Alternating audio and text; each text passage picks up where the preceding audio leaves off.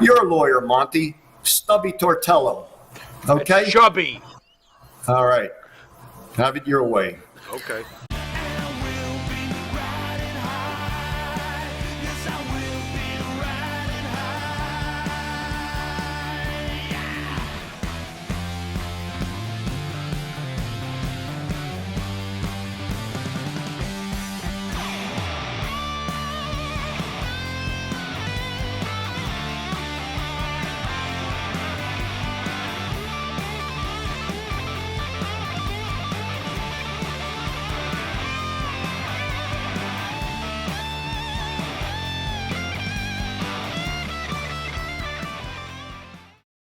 All right, ladies and gentlemen, pro wrestling superstar Ron Shaw. Well, Monte, let me tell you something. Let's cut the bullshit out right now. All of a sudden, you're being nice to me. For the last year, so when I was on your show in March of last year, all you did was belittle me for a year, okay? You did everything in your power. Now, you like videos. By the way, Pharaoh, it's nice to see you. You're looking great, and it's nice to be on your show again. Now, the one video that you've played a lot of, Monte, I noticed, is my country club video. It seems like you like a guy to stand up to me and say, I don't like Ron Shaw. Let me tell you something. All the members love Ron Shaw. Now I'm going to have to say something here because your heads are going to swell, and it's in a good way. What I've had to deal with for over a year now is that you guys, I underestimated you guys. I really underestimated you guys, okay? It seems like you've got your hands in everything, including my business of what I do, okay? You bring out the top stars and put them on your show, which nobody else can do but you. And I can understand why you guys are number one in the world, maybe, okay? Certainly in this country. And I'm going to give you a pat on the back for that. You're a lawyer, Monte. Stubby Tortello, okay? It's chubby. All right. Have it your way. Okay. I had an ice cold case of Pabst Blue Ribbon beer that I gave to that guy, and I'm sure he drank it right away before it got warm. All right? Now, let me get to this other Sports Talk 101 guy. What are you laughing about? That was funny. Listen, Ron, that was I gotta funny. give you I'm credit. sorry. It's pretty funny. That was I funny. think it's funny when somebody threatens you to get sued. No, that's okay? not funny. Not that Unfortunately, I much, know what sir. I'm doing. That's not funny. I know what I'm Not doing. at all. Now, Sports Hey. Talk 101 guy, this guy Chris Centennial. Now, kudos to you. I don't know how you ever got your lawyer to get hooked up with this guy, okay? I don't know how you did it, but you did it. Great. Sports Talk 101 guy, Chris Centennial, comes to my house to do a 20-minute interview. One of the things was I was getting paid. This was going to go back to Pittsburgh and be shown in the Pittsburgh area, Ohio, and Virginia, and I was being paid for it. Okay. After this show was over, a day and a half later, I get a call from the producer. And she says, Ron, we can't use this show. I said, well, why not? It's already on YouTube with Monte and the Pharaoh's logo on there. How you doing? And Monte has a huge paragraph feel sorry for me, people. Please feel sorry for me. And in the meantime, you're putting me down. Well, kudos to you, okay? Now, I suspected something about this guy when he came into my house, okay? He sat in that chair, was squirming all the time, and he was farting the whole time while he was in there, okay? And I even had to call him on it. I said, what do you got to do, brother, a number 2 or something? But, you know, I'm a gentleman, and I went on and I did what I did. I'm a professional. I went on and I did the interview. Now, I'm going to show you guys something which is going to shock you a little bit. Can you see this? Yes. Yes. Sports Talk 101 sent me a letter 5 weeks ago. This Chris Centennial admitted that he sent that tape to you. Okay? Kudos to you again. Right? So, what happens is that they let the guy go. Okay, he'll never work in sports, television, whatever the hell it was. And let me tell you something. If I ever see this skinny neck, chicken-looking guy, I'll wrap a 9-iron around his neck. It's as simple as that. Now, one other thing. I'm on Dan and Benny's show, In the Ring. 2 years these guys have been on the air, doing great success. In fact, Mr. Benny Scala himself called me up during the week and says, you know, Ron, he goes, we were number 8 in Ireland last week because of you. Me being on his show. And I said, well, what did you expect? Okay, eight's not bad, okay? And what I couldn't figure out is, how the hell, Monty, are you sneaking in on my show? Spoiling my interview, okay? Spoiling my interview. There's something funny going on there because you had them on the following week. Now, Dan and Benny, I've certainly got some questions for you, and you better have some answers for me. But guys, congratulations on doing what you do. And Monty, I'm not going to yell. No matter what you say tonight, you don't have to apologize to me tonight because you know what? I'll expect it when it comes out of your mouth, so I won't get excited. And by the way, the only reason I'm here is because your people paid me to be here. I want to start this interview differently, Ron, because maybe I should have done this the first go around. So I'm going to ask you this question, and we'll see how this goes.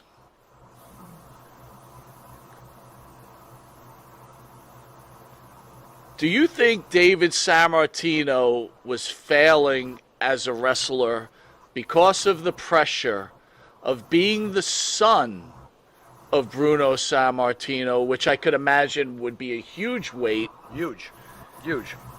And that Big Ron Shaw, on the particular day in Philadelphia, decided to facilitate Mr. Sammartino in getting out of his contract with the WWE?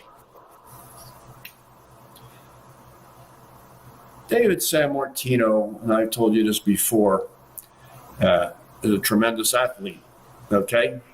I would have loved to have a body like that guy, okay? He was big, he was strong and everything. He could have continued on in the business in professional wrestling because he was who he was. He wasn't this skinny little guy or something like that. He held his own. He held his own, what I feel. And I've seen him work a lot of great matches, tremendous matches. And he was a star. He was a superstar. And I've said it, he's a superstar. Whatever happened, happened. I don't know what was going through the guy's head, number one, okay, prior to our match. Maybe he just felt that maybe he's in his father's shadow and he just didn't like that. I don't know. You know, you're trying to pick something that I really couldn't tell you. Ron, do you think that Bruno could have possibly been putting too much pressure on David, or was Bruno still concerned about Bruno's spot on the card? No. Bruno wasn't concerned about himself. I mean, he knew he was doing his last matches. You know, he had a lot of injuries. You know, whatever those 30 years were that he was. You know, he didn't want to do this anymore. No, I don't think he was putting pressure on David. Okay. I don't think he was. You know, I mean, you go out there. He knew he was going to do this. He's in the business, and all he could do is help him, like a good father would. To any son. Ron, I want to go back to that day, though, when David comes into the locker room before you guys are going out for your match. Is there a discussion of David saying he wants to just call it a day and leave the Federation, and I need your help to make this happen? Well, number one, there was no conversation. Number two, why would he need my opinion on how he wants to leave? He could have got up and left any time. Okay, what made him mad or whatever however the story is, because I've heard numerous stories. Okay, and yeah, I'm a big part of this. Okay, but let's look at me real quick for a second. After I had my hand raised after that match, I came back in February of 1986, and they booked me up against George Skolin, who I've never ever heard of before. Okay, the guy blew up when he stepped between the ropes, okay? He was out of breath all the time. And after that, I never ever even seen him again. Now, if somebody had to be pissed about something, it should have been me. because I defeated a legend's son, and here I am putting over this guy who I've never even seen before just because he has the name Skolin. That was, in my opinion, that was not a cool thing to do. But you know what? That's why I made a good paycheck, because I didn't bitch and complain. Simple as that. Ron, I don't even remember him. Was he related to Arnold Skoland, or? No, that was Arnold's. That was Arnold's son. My God, I don't even remember. Yeah, him, Arnold's son. First time I ever seen him, and that was the last time I ever seen him, because I was booked all the time. Right. Never seen him after that. Ron, you have road agents and people running the card. After your match with San Martino, did you get any heat in the locker room? Absolutely not. Absolutely not. It was just like another day. The only time I can remember one thing is sitting in Poughkeepsie, getting ready to do TV, and Vince Jr. walks past me and gives me a big nod, like, good job. Ron, did you witness any officials in the back after the match possibly having some words with David? What did you do out there? As far as I know, he didn't even shower. He packed up. I thought I had heard that he may have injured a rib, and he apparently had left the building. I know. I didn't even see him after that. Of course, I didn't see him in the beginning that I can recall. Is it true that Hulk Hogan came to you before the match and said something's going on, but I don't know what it is? That's interesting. Well, I've said that, and it was Bobby the Brain Heenan. Now, Okay. I am going to say this. There was somebody out there who said, "Well, how could have Ron Shaw talked to Hulk Hogan that night because Hulk Hogan was in another town?" You have to keep in mind that this is 1985, but I was 99% sure that Hogan did come back, and 100% sure that Heenan came back and gave me a warning that something was going to happen, something was going to go down tonight. And nobody was specific, and so that's one of the things that stuck in the back of my head when I stepped into that ring. Your thoughts, okay, because you don't know. Do you think David Sammartino would have been better off not using the Sammartino name? Wow. No, I don't think so.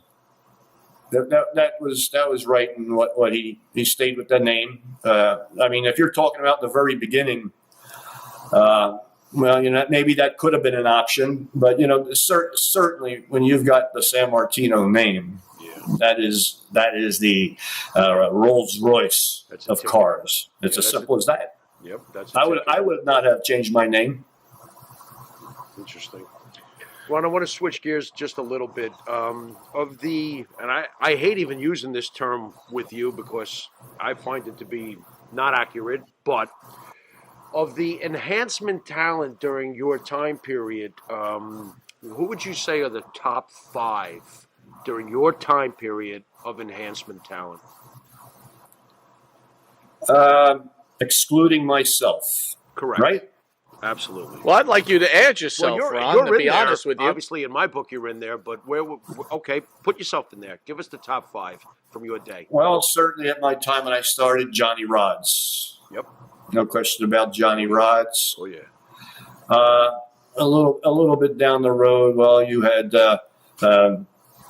Jose Luis Rivera. Okay. Barry, I think it's Barry Hart, was it? Barry Horowitz. And another gentleman, well, he ended up being on top of it, but Salvatore Malomo. It was a great work. Malomo. Any thoughts on Frankie Williams, who I absolutely adore? No, not Frankie Williams. I doesn't kind of put him in a class of Fred Marzinos and Jeff Dutch Rhodes. I don't know if you ever heard of that guy, Jeff Dutch Rhodes. Oh man! He took a heart punch on TV from Stan the Man Stasiak and sold it 10 seconds later. Great. Wow. That's great. Great. Ron, do you think you hurt your career by not following Vince McMahon Sr.'s directions, and that your career could have turned a completely different way? To be honest with you, you definitely had the size. when you wore the executioner mask, you definitely had, in my opinion, Yes. You can remember the Yes. day when we were in junior high. I used to love the executioner. Absolutely. Do you think you hurt yourself with your mindset and not following Vince McMahon Sr.? I always thought about that. Even over the last couple of years, that since I've been, 4, 5, 7 years actually, since I've been doing these podcasts, because people have asked me similar questions, not exactly, as thorough as you're asking me this. But I had assumed, them making me the executioner right away in 1981, after being in the business for 3 years, obviously I was green. And in 1981, I made a lot of money. If I told you what it was, you'd say, well, that wasn't much money compared to what it is today. But we're talking about 1981. Sure. Okay. And it was almost 6 figures. Wow. So, because they were using me all the time, booking me everywhere. There's all the big house shows in Madison Square Garden. I worked 6 times in 1981. But, I had to understand one thing, is that I knew I was going to be going to Mike LaBelle to work. I had to consider, I being green, I had to take get some opinions from people, which I did, and they were all negative. And I said, well, I'm not going to make that type of money that I'm making here. I said, well, why should I go? And, well, of course, the end of the story is they let me go. And I understand now that, they were going to enhance me and probably, which is what they've done with a lot of the other guys, the other talent. And but do I regret it? Not really. I guess I would like to have found out what happened if I had a crystal ball, But I worked for 20 years. I still wrestled for 20 years. I always made sure I made a lot of money when I could, because if I didn't, I would have quit. I would have quit the business. But as long as I was making that certain amount that I needed to make, I continued on. So I did 20 years. Dark Side of the Ring starts, right? I think it's season 4, right? Right. There's an episode of a gentleman by the name of Adrian Adonis, who, by the way, Ron, due to his daughter being on our show, Dark Side of the Ring contacted her, Angie, and they came up with this episode. Yeah. Not bad. I've always been a huge fan of Adrian Adonis. Your thoughts on Adrian Adonis, the human being, and then maybe the wrestler, from what you know? Well, I would certainly go out with Adrian Adonis and Dirty Dick Murdoch. We would go out to the bars, especially when we were up in the touring Canada and so forth. Because those guys love to go into the bars, the VFWs, whatever they are, and drink warm beer, come outside with a buzz, and then when the Indians would attack us with knives and sticks, they love to beat the crap out of them. So they'd always give me a heads up. Hey, Ron, they're going to be waiting for us out there, because they know the wrestlers are in town. And these Indians up there, they love to start trouble and everything. So, but Adrian Adonis, the guy, you didn't take no from that guy. I mean, he was a tough guy that I can remember, and but also a hell of a nice guy. He had got my number, and later on in my career, he was going to bring me up to I forget where, up Montreal area, beyond Montreal actually, and work for the Bearman, and it was going to be for the summer tour. And the tragic story was that they were in an accident and they got killed, the Bearman and him. And I got a call from Tunney's office, and said, "No, you won't be coming up. Those guys passed away." And that was actually pretty much the promotion pretty much ended. But also, Adrian was a hell of a talent. I mean, when he had that weight, I mean, the guy could fly all over that ring, outside the ring, and it never hurt him one bit. Let me ask you, as a wrestler, right, you build these relationships. Like you just said, you had some sort of relationship with Adonis. When he has this fight with Dan Spivey, and Dan Spivey beats the living crap out of him, do you feel like you want to defend Adrian, or are you like, this isn't my deal? Well, certainly there had to be something that clicked there, that went crazy, and I don't know what it was. Did somebody say something the wrong way and took it the wrong way, or is somebody acting like they are talking? I don't know. First of all, I wasn't around that time when that happened. All I can remember is sitting in Allentown and seeing this guy, big heavy set guy, come through the curtain And I thought it was a Japanese guy, but it was Adrian. His face was so swollen, his eyes were shut. And I said, "Oh my God!" I said, "I can't believe that was him." And Spivey's sitting down the other end, and Adonis still comes in there and says, "I'll get you, you bastard." He may have gotten kicked out of him, but he wasn't going to back down from anybody. It seemed like to me, but those guys were just kept apart most of the time, anyway. Did you ever find yourself in that type of situation where it had to get real? Yes. Early in the 90s, this was almost like a riot. I was in the Philippines, and we were getting so much heat on a guy, and I can't remember who it was. We busted him open. His partner went back to the dressing room, and we were just getting so much heat and everything. And next thing you know, these Filipinos start running to the ring. And they're starting to throw chairs and everything like that. And I said, we got to get the hell out of here for our own safety. So in the meantime, we're swinging, going back and everything. And I can remember my hand getting hit by a chair. And it was sore and swelled up for about a week or for the rest of that tour. But there was another incident that happened when I was in the IWF, down in Pennsylvania. The IWF part where Dominic DiNucci is the one who started that federation down there, and we just merged with Killer Kowalski from New England, and we were doing a show in Virginia, and I was working with a big football player. The guy was solid as a rock. I don't know who trained him or anything, but we were in the ring, and he's not selling. He's not doing anything that in the business. There's three terms: register, selling, and buy. Well, this guy wouldn't even register. And he's making me look foolish. So what I had to do is, after warning him 2 or 3 times, I had got him in a reverse arm bar, drove him down to the mat, and I started bending his arm backwards. In other words, hyperextending it. And I can remember hearing something, could have been a bit of crack. I don't remember, but I damaged that guy's arm pretty bad. There was nothing said anymore. I mean, he was kind of pissed off on me back in the dressing room, and that was pretty much the extent of my issues, because I got along with everybody. I got along with everybody, and I made sure I got along with everybody, because you never know who you're going to need a ride with and to get to the next town. But then after a while, we were starting to fly everywhere.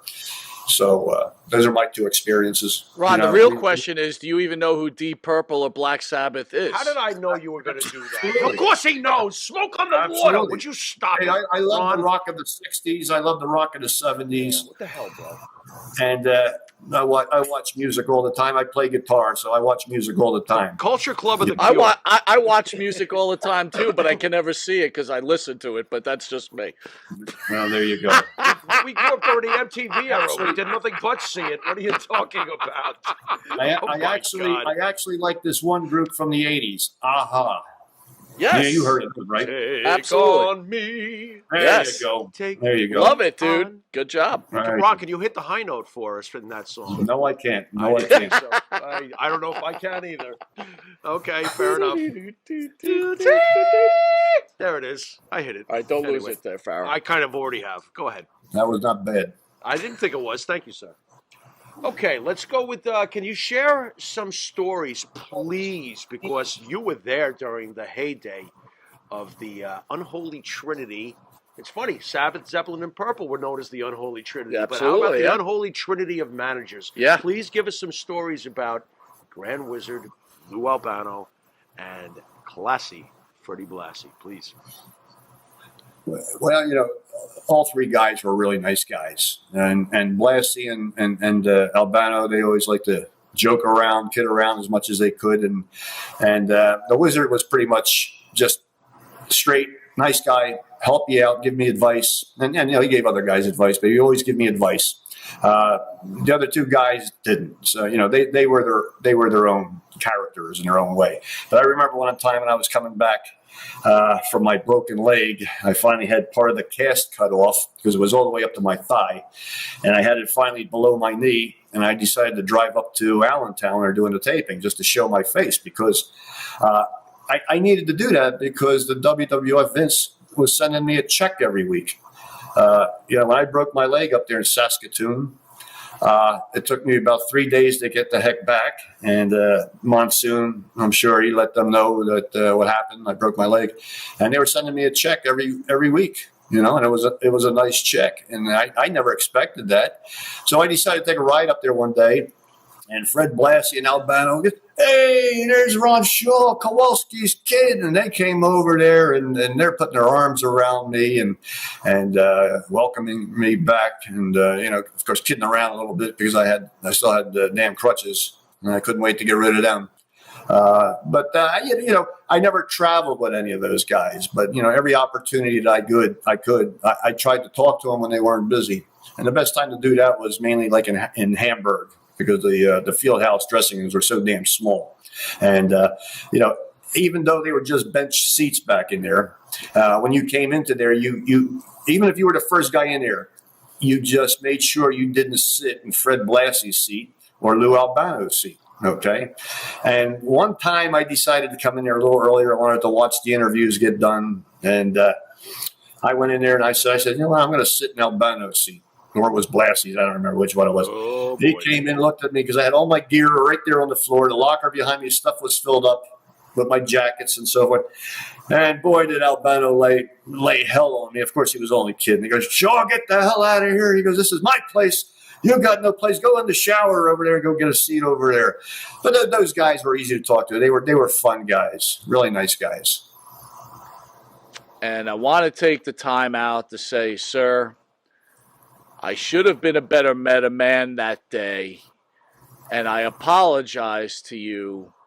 I could see the type of man you are. You came into hostile territory today, even though you were paid. You came into hostile territory, and you answered every question like a champ. In Monte The Pharaoh's opinion, and I'm sure in a lot of wrestling fans' opinion, you are an icon. I just said to Jimmy the other day that when we think back of wrestling, we always remember the name of Ron Shaw. We grew up on you. So I'll take this time out to say to you, sir, I do apologize, and I thank you for everything you've done for this industry and its fans. Thank you, Ron Shaw. Wow. Well, Monty, I have to say, I did not expect this. There's no question about it, because I know we were getting late into the show, and I did not expect this. And Pharaoh, thank you.